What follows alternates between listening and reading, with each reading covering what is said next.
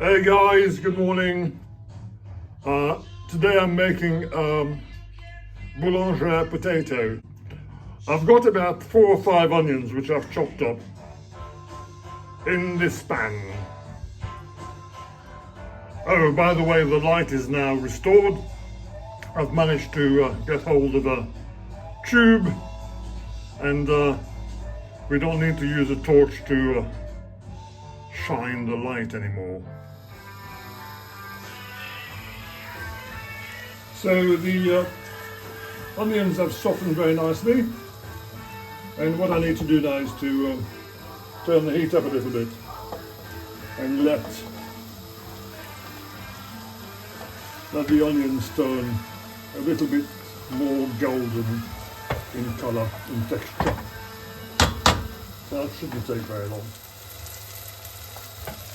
Right, that will do. I don't really want my onions to go too mushy and to disintegrate, so that will do.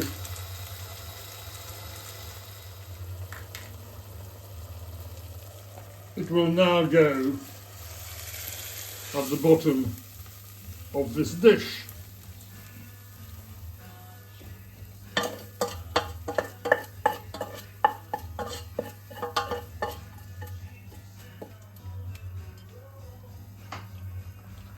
You see the bottom of the pan there? Well, I'm not going to waste that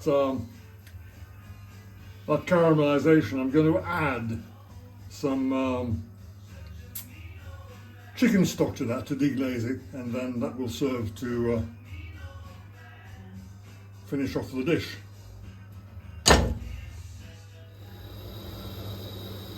Right, I'm going to deglaze that pan, show you how I've done it. Obviously the heat is on, fairly high. I'm going to drop a couple of chicken stock in there.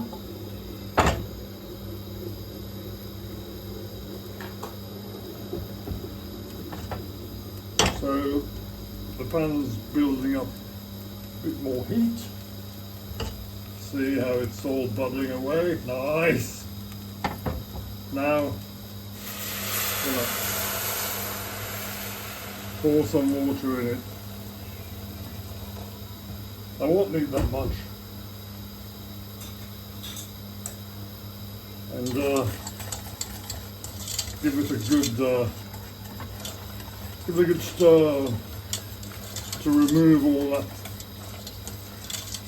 caramelization that took place.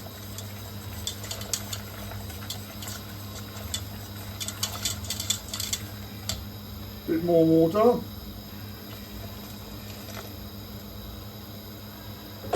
Depends how strong you want the stock to be.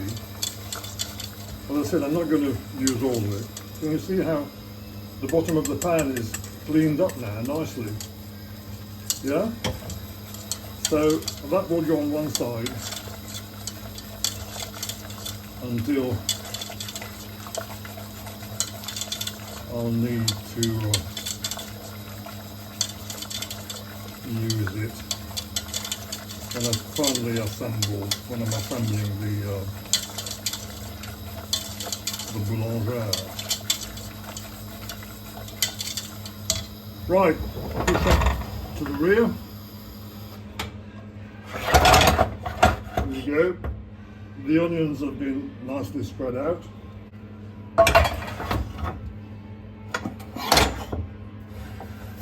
In this pan, look, I've hand sliced a load of potatoes. You know, you can use, I don't know, a mandolin or something, but I like the idea of being able to do it by hand and maintain that rustic look. So any shape you want, you can slice it this way when you've peeled the potatoes, or the long way. So now what I'm going to do is assemble the Boulangère by placing the potatoes all around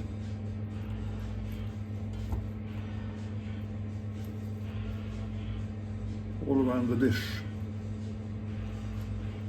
I mean, you know, you don't need to be as meticulous with it. You can just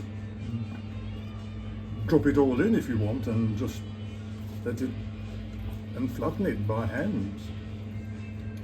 But if you want to be a little bit more chefy, you can just present it that way so that your guests, when they arrive and you got this on the table, ought to be therefore sufficiently impressed with your prowess in the kitchen. But you know, it doesn't mean that you have to operate and to present it at Michelin star level. So the first layer's gone in. Now some chefs would put another layer of onions on there. I don't. So that's the first layer of that. And remember the stock, the chicken stock, pour that over. A little bit of that. Now, I would have normally had in the house some thyme, but I haven't any. So, but I've got some rosemary. So I'm going to put a little bit of rosemary in there. Not too much, because you know rosemary is very strong. Gives that a very strong flavour. And I'm going to also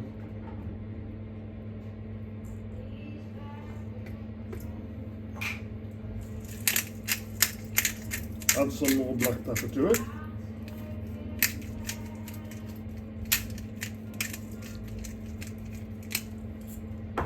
Before the next layer goes in.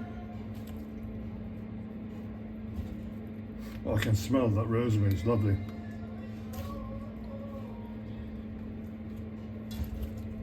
So I'm not being too fussy now, I'm just placing the potatoes. Did I say I used red potatoes? I went to the supermarket and a few days ago, and you can choose any potatoes you like really, but I rather liked the idea of using red potatoes for this dish. So, second layer, a bit more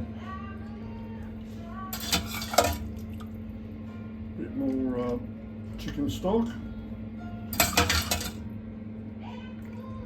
Don't overdo it because you don't want to flood the dish. A bit more black pepper, not too much.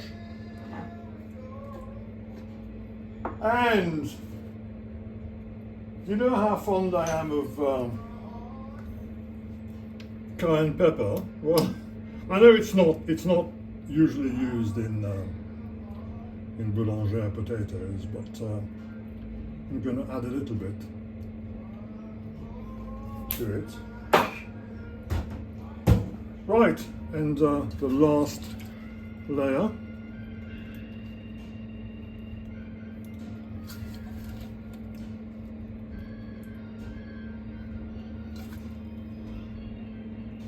Don't worry too much now about the top layer. Should really be the best the best presentation of the lot. So you could have saved the best slices for the top layer. But anyway, it's good enough the way it is. It's all right, isn't it? Yeah, chef, it's all right.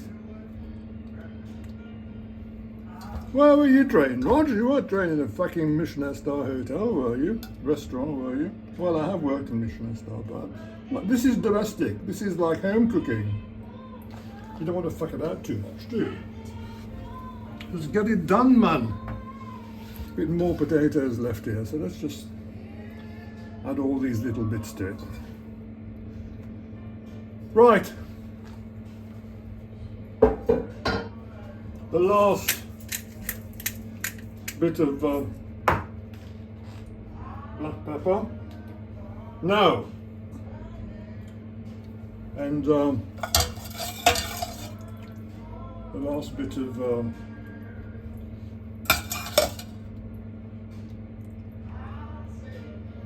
stock.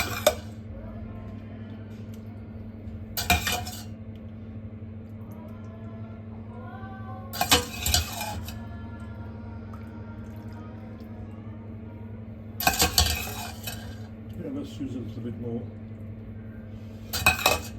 And to finish it off, and this is something which, I don't know, some cooks or some chefs will do. I'm going to drop some little knobs of butter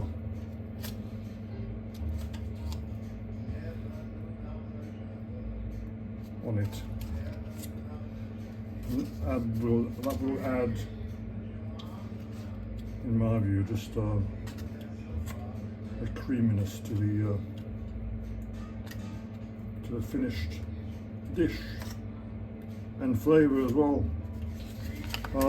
It is salted butter.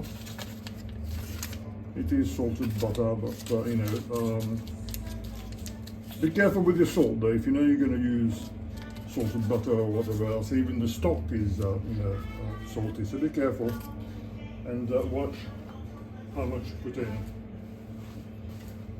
Right, so that's almost finished. I've turned the oven on, and the last thing I want to do, my oven's a bit quirky actually.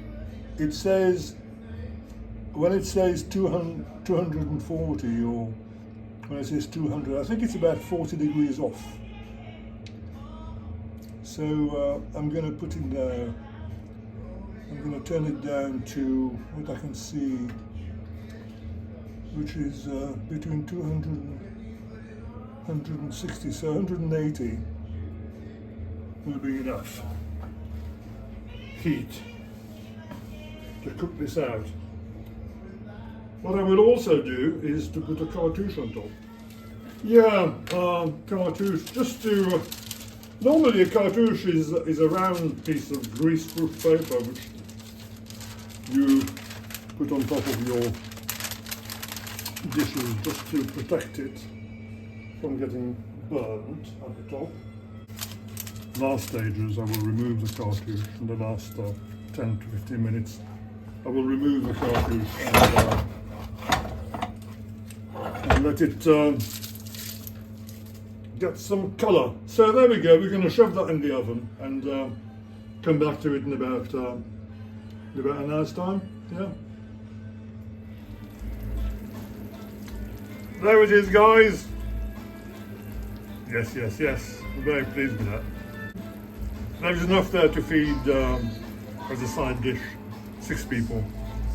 So, bon appétit, as they say in France. Cheers.